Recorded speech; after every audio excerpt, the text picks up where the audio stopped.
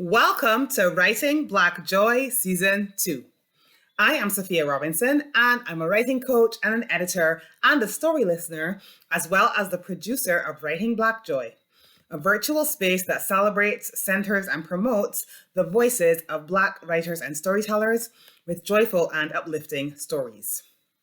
Here, you'll find conversations with some of my favorite Black writers and storytellers, learn more about their projects and the joy they're bringing into the world, hear more about their creative process, and find inspiration for your own creative ventures, as well as tips and strategies for writing poetry, blogs, creative nonfiction, fiction, plays, and so much more from all types of writers, as well as a sneak peek into the writing life.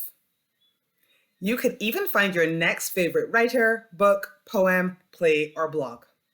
And if you are a Black writer who is looking for a coach or an editor to help you bring your joyful story into the world, then click on my website below to find out how to work with me. In the meantime, let's go to today's guest. Today's guest is Thea Charles, who is, among other things, the host of the Push or Pivot podcast. She was also a guest in Writing Black Joy Season 1, where she put me in the hot seat, and we talked about why I started the project. You can find a link to that episode in the show notes. This time around, I put Thea in the hot seat, and we talked about overcoming the overthinking that can come with starting a creative project, the power of pausing when making decisions about change, meditation, Spider-Man, and the importance of being true to yourself, and so much more. We also learned about Thea's podcast series that she did for Black History Month 2021, and the links will be in the show notes. I hope you enjoy our conversation as much as I did.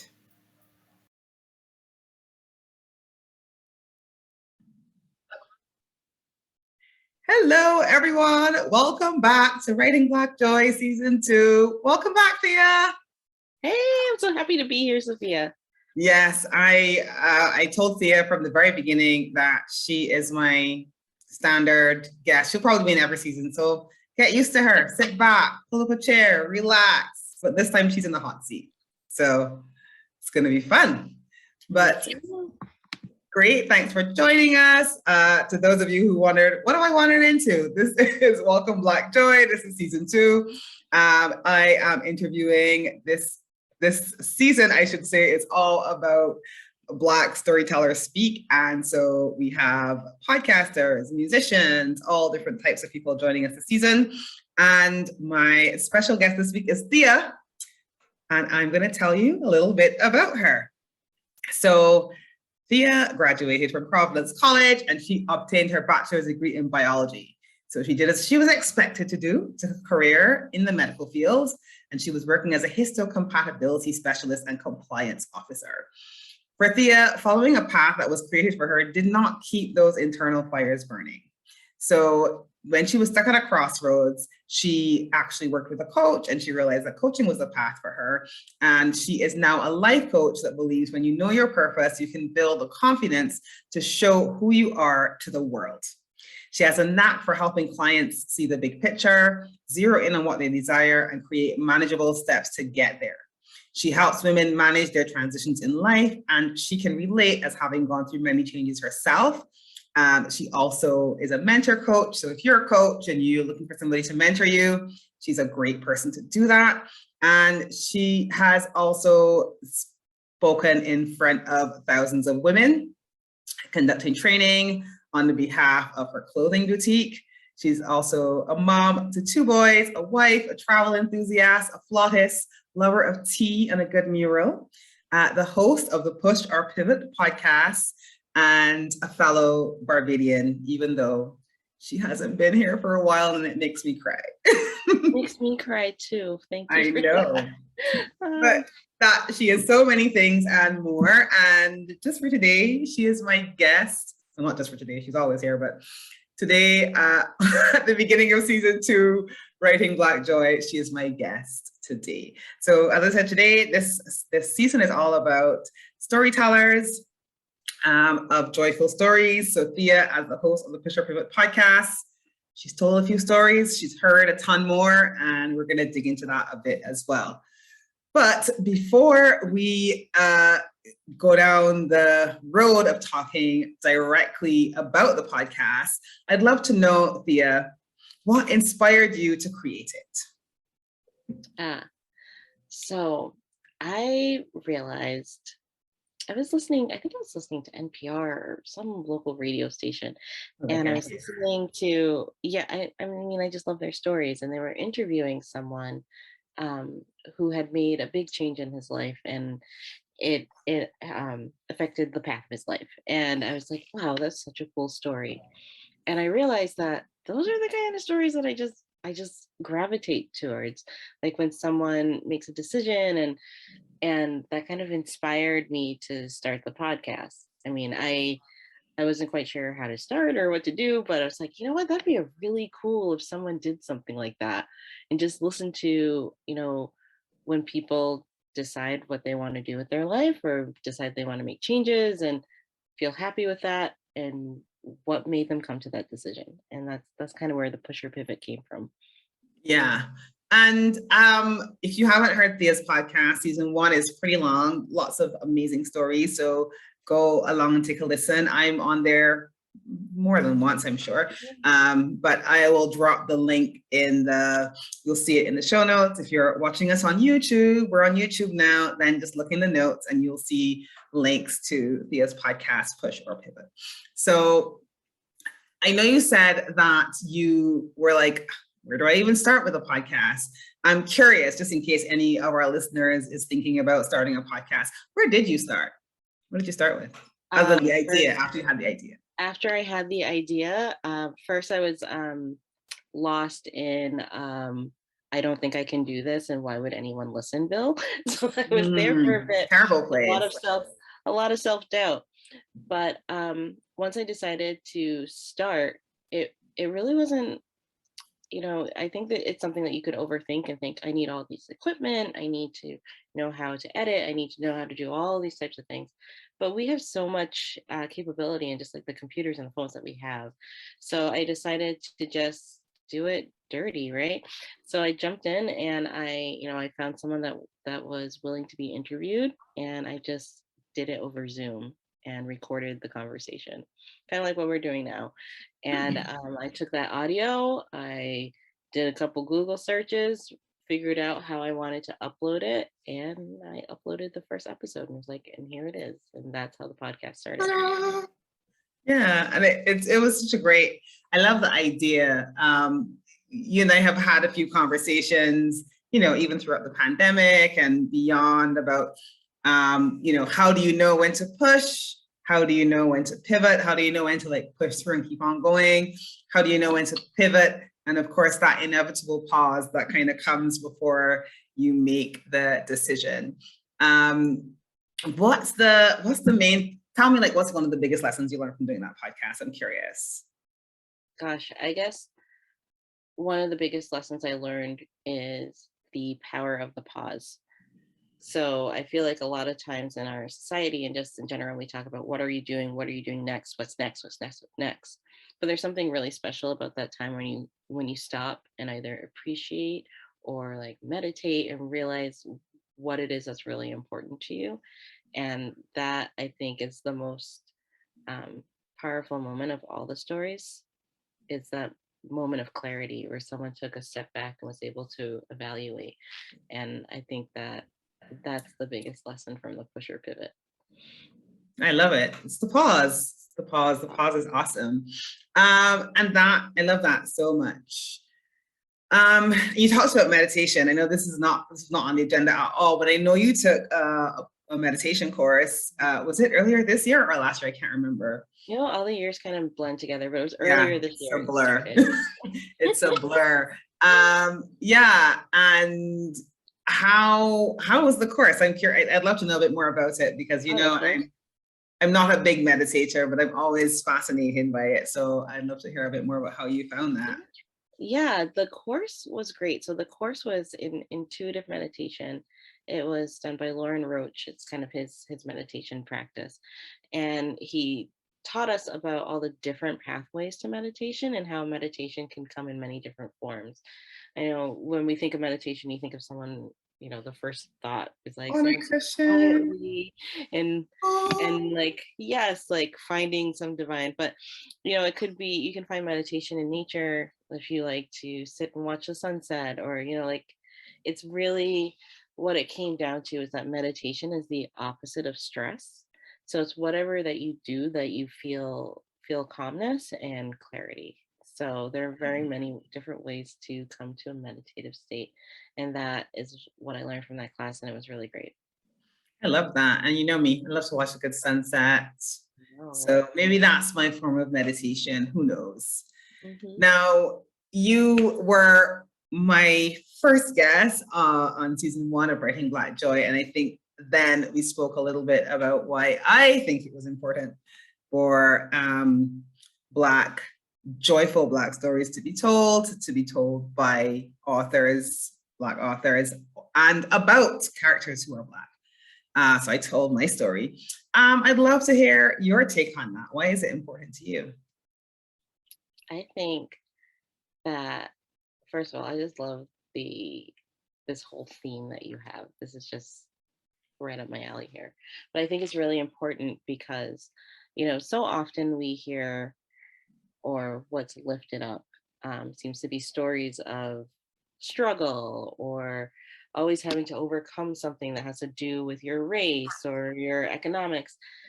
But like, we just live everyday lives. Like, everybody lives an everyday life, and you can find so much joy in the things that you do, just like we were talking about meditation, like watching a sunset. And there's so many things that you do that are not necessarily connected to thinking about your race. And I think that's really important to have, like, um to be able to see yourself, but not see yourself necessarily in struggle.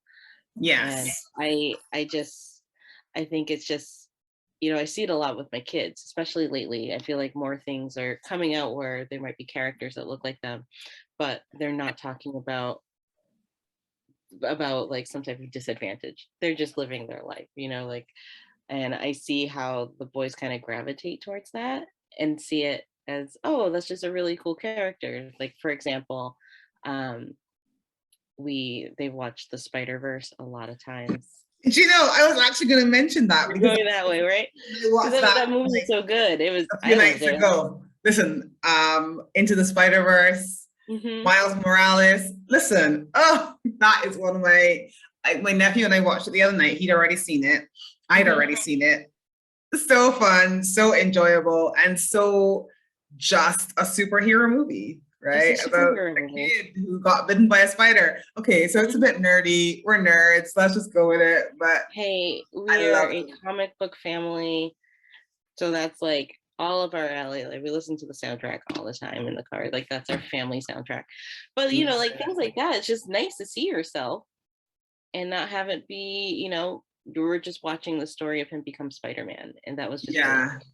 And I And I think swear, one of your sons looks really similar to Miles Morales. it's not even by accident, because he definitely, after pandemic, and no one got haircuts, and No. we're like doing different styles, and he's like, I just kind of want it to look like Miles. And he just like loves it so much. I know that's like part of his identity. Like, he just likes That's that hair. so And that's funny. cool. It's cool.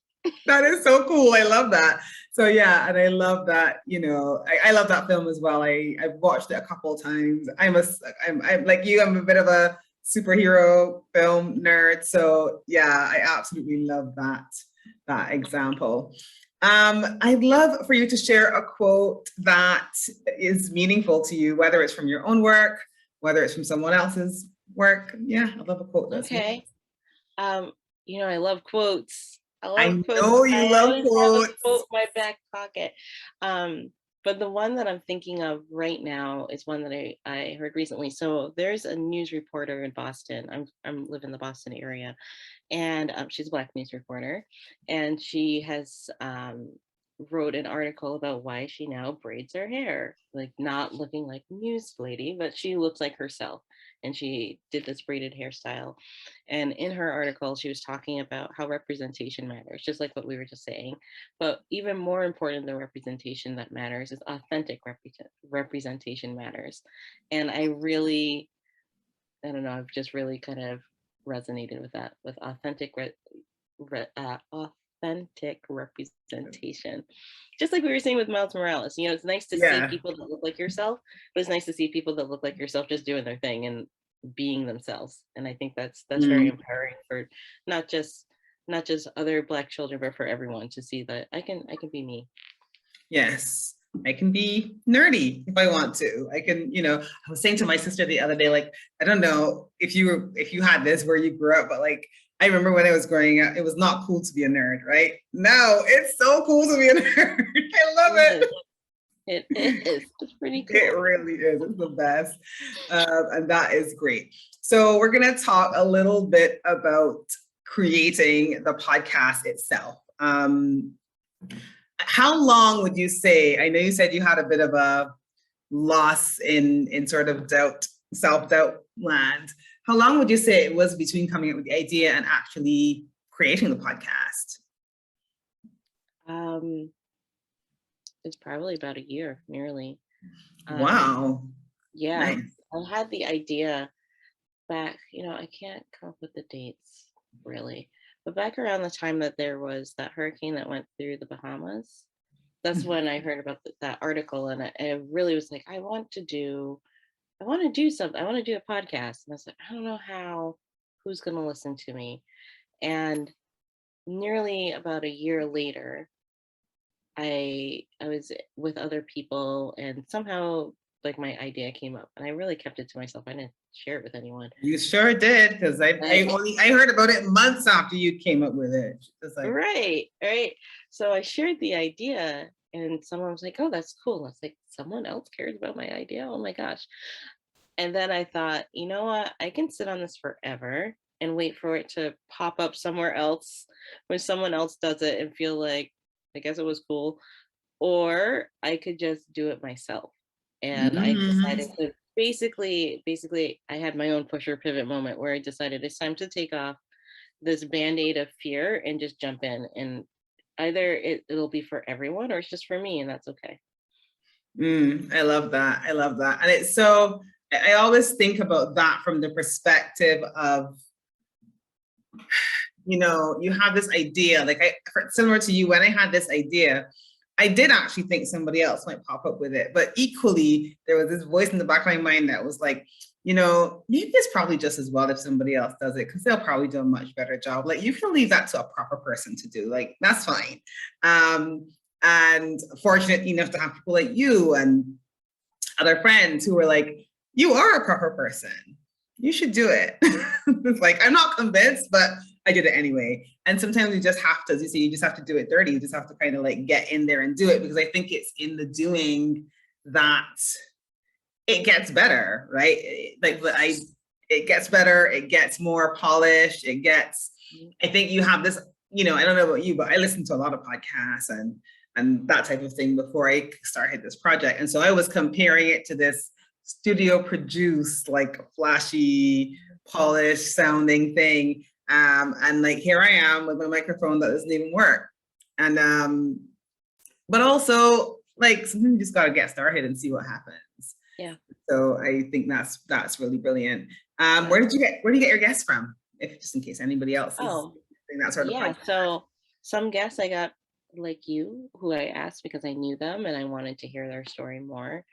I went to the internet. I found a Facebook group with people that wanted to talk, and I put out my idea out there, and I was really blown away that a lot of people wanted to share their story. And I kind of went through and vetted and decided who I wanted to talk to, and it was really awesome. Because most of the beginning of the podcast, when I started it, was in February of 2020.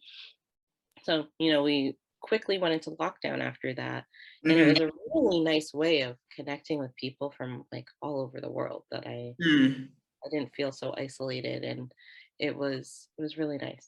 It was a nice and I actually, sorry, I didn't mean to interrupt you. Oh, I just said came at the right time. Yeah, it did come at the right time. And you introduced me to Akiwa, actually, who is also in season 1, who writes children's books. So that was a recommendation I got from you.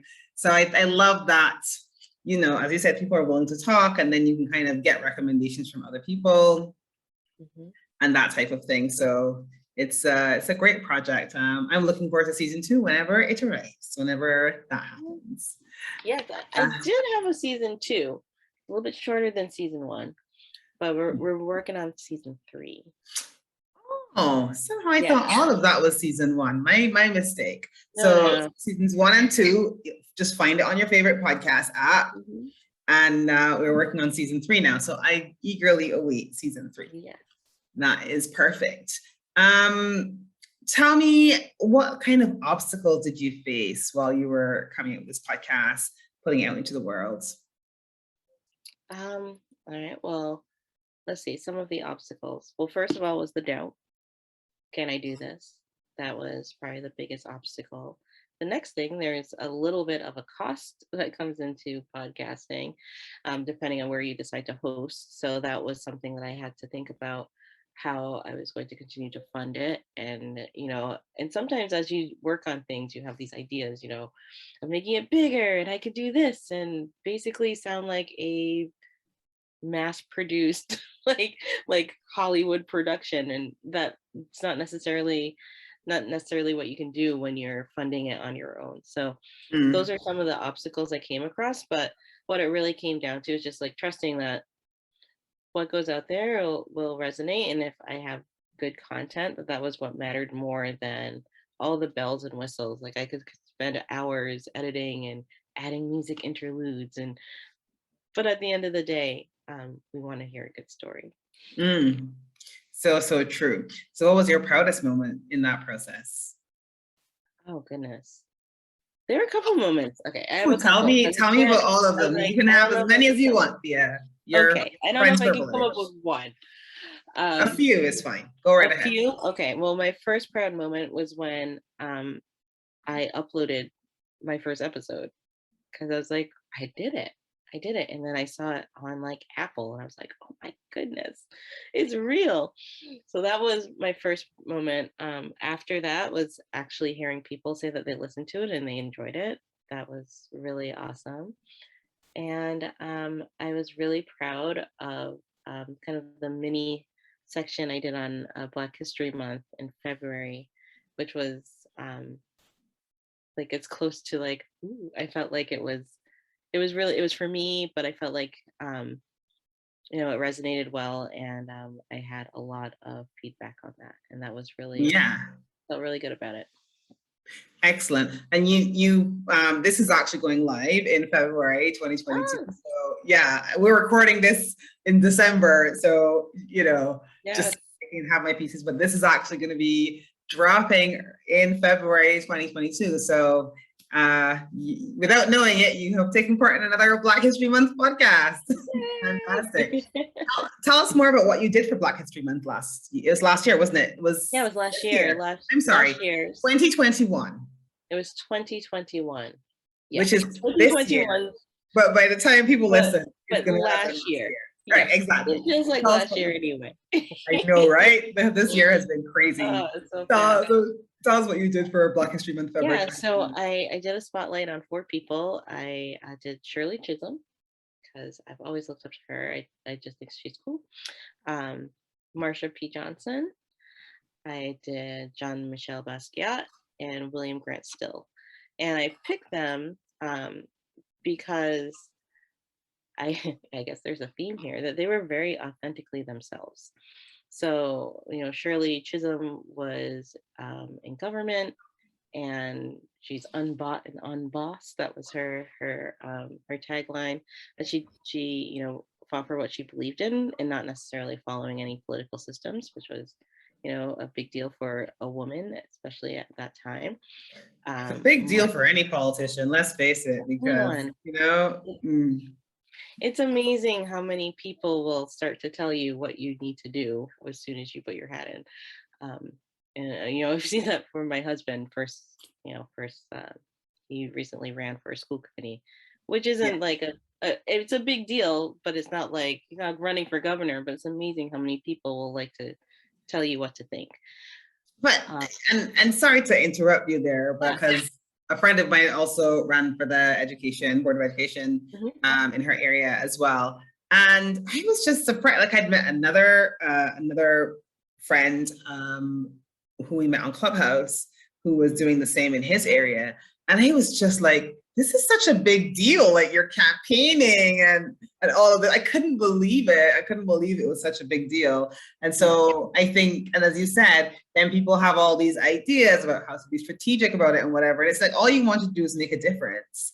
And so I think it's really interesting when you decide you want to make a difference. Sometimes you get faced with these choices of like, does the ends justify the means, and how do you go about, conducting yourself in these things? It's just important to win and get in there and at any cost, or how do you conduct yourself even during the election process or whatever. So I like it when people stay true to themselves, even throughout the process, knowing that other people may not be doing that.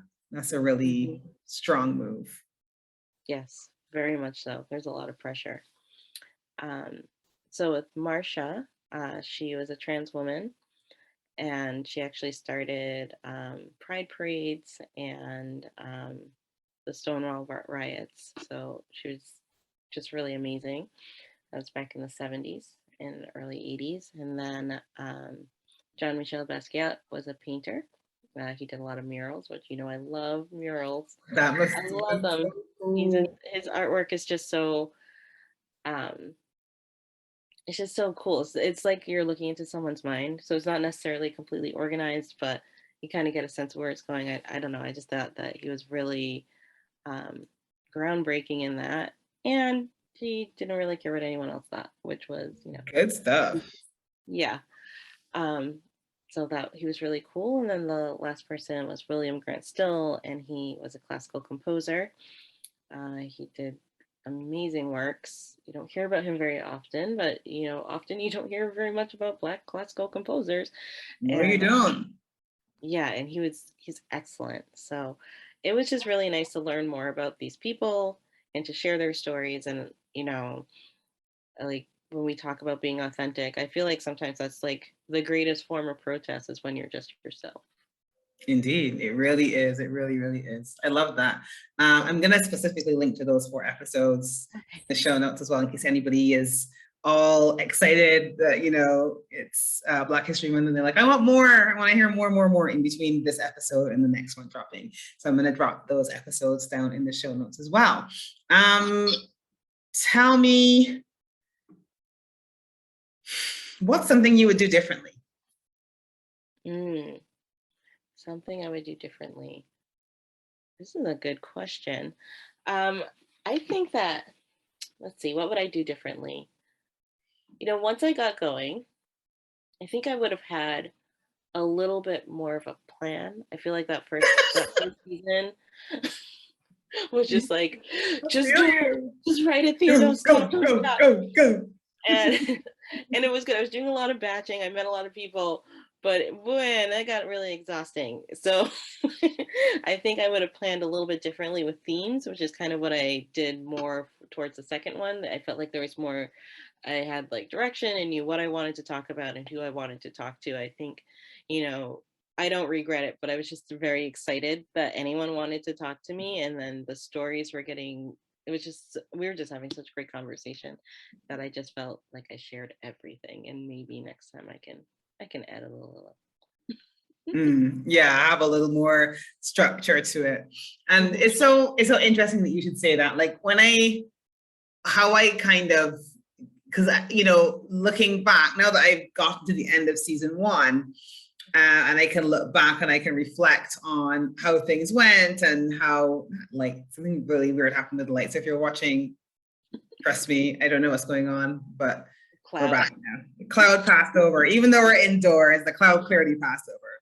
But for me, looking back and reflecting on season 1, like, one of the decisions I made quite early on was I only wanted 10 episodes. I think I ended up with 12 in the end. But I only wanted 10 episodes because that was how I kind of got myself to do it at all. Was like, you're only going to do 10. It's not going to be overwhelming. And that was kind of take care of the doubt. So I wouldn't feel like, I'd feel there was a beginning and a middle and end to the whole process. And one of the things that I feel like and I don't know if I'd say I would have done it differently, but one of the things I realized almost immediately was that people were not using the website like I thought they would. And that's part of the reason why I decided to do YouTube and to do the podcast, because I realized that, you know, when I came up with this idea, I had this beautiful website image in my mind that's going to be beautiful, interactive, and it's going to be like the digital equivalent of walking around an art gallery, but with words. Like, that was my thought. And first of all, my tech skills did not match my vision. Like, that was the first thing. I was starting to put together my little Squarespace website. I was like, ooh, I don't know what I'm doing here, but yeah, let's keep going. But also the other thing was I realized people didn't really use the website the way I thought they would. And so to me, one of the biggest lessons I learned was to stay open to doing things differently. So we were talking about before we kind of hit record, like we didn't even have a video for our episode, the first one, because you were like, we're going to do audio. When we came on looking, I know you can't imagine this now, but like we were looking a bit rough, right? Yeah, and I was definitely in my pajamas. I was definitely in my pajamas. And it's so funny because the very second guest I had, she was like, let's do videos. So I was like, yeah, I'll put on a little makeup and let's go. And after I recorded a few videos, I messaged Thea and I was like, can we share our video? And Thea was like, nope, we absolutely cannot share our video. I didn't say absolutely. Like, if you really want to. She said, no, folks, I don't care what she's saying right now. She was like, it's a hard no for me. And it was fine. It was a good decision. But like, for me, it was just to stay open to change, how things would change during the process, and leave myself open to ideas that came in that weren't the kind of original ideas that I came up with. Because I think sometimes, I know I can get so focused on, I need it to be like this, and I need it to be a great website, and I'm gonna go and hire a web designer, and not realize that there are other ways to get the story out into the world that didn't quite match up with the vision that I had. And some of those ways were even better than I imagined. So I think that's probably my sort of reflection on season one type of thing. So I don't think we talked about this last time. So tell me a bit about what you enjoy reading or watching or listening to, or all of the above. Or all of the above. I love a good documentary. Like, I could watch a documentary any day of the week. I don't know. I like hearing, I guess I just like history a little bit. I like hearing things that happen in history, and the extra nuances that come up in a documentary. And that's something that I don't really watch a lot of TV, but when I do, it's a documentary. It's usually something like that will get me to come back. There's like a mini series. Yeah, it's either a documentary or we're heading into the Spider-Verse. That's what happened to me. Yes, and yes, whenever there's a new Marvel movie coming out. I know, right? You're like, there's no getting around it. It used to be like, oh, the boys want to, but now it's like, but no, it's like, I want to. The boys are like, Mom, I don't want the turtles. Yes, you do. Let's go. I don't care. I love that. And you'll be pleased to know, Thea, my friend Kim, who does the podcast about Barbadian history, she's going to be joining us as well. I had to, I didn't have to twist her arm. I didn't. She was happy to join me, but so we're going to be chatting to her about her podcast about Barbadian history. So I love that podcast. Listen to it if you're listening. Listen to her podcast. So good. Me too. Maybe I'll drop the link down here so you can catch it up a bit before we get to the interview with her. I think I'm chatting to her in a couple of weeks, but I'm not sure what order I'm really saying season 2 in, except I know for sure this is going to be the first one, because Thea's always my first guest, anywhere, anytime. So listen out for talking to Kim, and she has a great little podcast about our great little islands. I love it. So great. So any last thoughts, any last words, anything you want to share that we didn't talk about before we wrap things up? Not really. I guess I just want to thank you for putting this out here. It's so nice to be able to have this resource of finding these great people who are writing Black Joy, and all the different ways and iterations that people do it. It's been really awesome. Yeah, one thing I will say, and I think I thought about you a bit when I was making the decision to pivot a little bit with season two is, and I'm going to tell this story now. It's going to be out into the world. Maybe I'll edit it if I regret it later. But there were a couple of people that I really wanted to include in season two, including my friend Kim, who does her podcast. There are a guy who does YouTube videos about Marvel movies. I'm sorry. He hasn't responded yet, but he's going to come on this show, even if it's not in this season. I'm gonna stalk him until he does. But there are a few people that I really wanted to include. And I was choosing between going a bit diverse and including people that have YouTube channels and podcasts and, people who make documentaries. There's a guy who I'm gonna be hopefully interviewing later on this month, Ernest, who does a TV show in Chicago. Different, just totally different stuff versus niching in. And I'm only gonna talk to people who write nonfiction, personal development books and that type of thing, and really going deep into those topics. I knew what I wanted to do, which was I wanted to go wider. And of course, the marketing advice was go deep, go niche, go whatever. And I was at the crossroads. So of course, I asked everybody what they thought, even though I knew exactly what I wanted to do. And my sister, my beloved sister, both my sisters are my beloved sisters, but one of them, I won't say which one in case they get jealous, but one of them said to me, if you're not doing what you want to, this is your show. You can't do what you want to do on your own show. What are you doing in life? And I was like, yeah, she's right. She's absolutely right. What are you doing in life? So that was my little push or pivot moment with the season. And so season two is going bigger in terms of. I'm so glad. I think it's great. I think it's so great. And I agree with your sister. Yes. And the reason I considered it is because I was when I always say the first stirrings of this idea started when I was a teenager and I was reading books and listening to the radio, and that was it. Listening to music, reading books, odd occasional movie, but not a lot.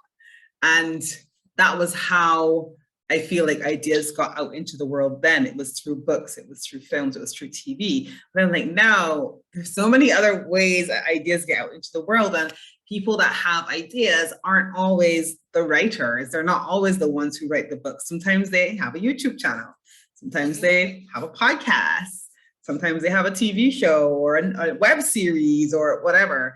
And I just wanted to be able to capture those voices, those stories, people who were getting their ideas out into the world in just so many different ways. And so thank you for being my first expanded season guest, Thea. My pleasure. Thank you so much for having me. Always. And we'll see Thea in season 3. She doesn't know it yet, but she will always be here. So just look out for her in season 3. And if you want to have a listen, like I said, we don't have any video from our last conversation, but if you want to have a listen to our first conversation, the link is going to be in the show notes, as well as links to Thea's podcast, especially to her Black History Month series that she did for Black History 2021, February, and how you can get in contact with her. Just before we go, Thea, tell us a little bit about your coaching, because I know you're a mentor coach and a life coach, and you never talk about it enough. So tell us a little bit about that. I know. So yes, like Sophia said, I am a mentor coach and life coach. What that means as a mentor coach, I help coaches find confidence in their coaching. At the end of the day, coaching comes down to, in my practice, comes down to confidence. So I help them find confidence in what they do, and to coach in an ethical way that helps their clients at the best of their ability. And with life coaching, I help people to break down goals. Like, you want to start a podcast, and to make it to not feel so large, to one step at a time. And that's kind of what I do. Great. So I'm going to drop all those links in the bottom. So if you are a coach and you're like, ooh, I need a mentor coach in my life, you call Thea. If you want a life coach, you call Thea. You want a writing coach, you call me. And if you want anything that's not that, just let me know in the comments and I'll see who I can find. I know a lot of people. So I'll rummage around in I my... have some as well. You can find me at thearenell.com. Exactly. We'll rummage around our contact books and see who we can come up with. But thank you so much for joining me, Thea. It is always a pleasure to have you with me. And I look forward to seeing you in season 3. I look forward to that too. Thank you. All right. Thanks, everyone. Bye. Bye. Thank you for joining us today. You can find out more about our guests in the notes below, and don't forget to hit subscribe to our channel so that you don't miss new episodes when they drop. And if this has inspired you to get your own writing project into the world, click on my website below and learn how you can work with me as a writing coach or an editor. Until next time, I send you big love from a small island.